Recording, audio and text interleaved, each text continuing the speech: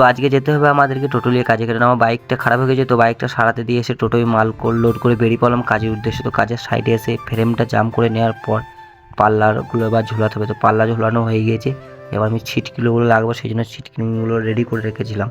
তো এখান থেকে যে আরেক জায়গায় যেতে হবে কাজে, তা করতে করতে আমার বাইকটাও সারানো হয়ে যাবে।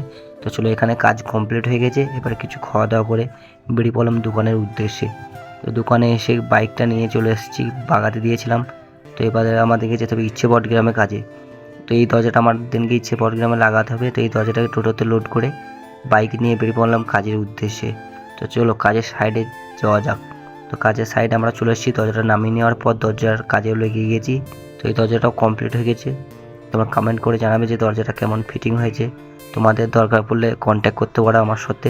তো চলো, আজকের মতন আমাদের ছুটি, চলে যাই বাড়ি। তোমরা ভিডিওটা দেখতে থাকো, লাইক কমেন্ট এবং শেয়ার অবশ্যই করে দেবে। Bye bye.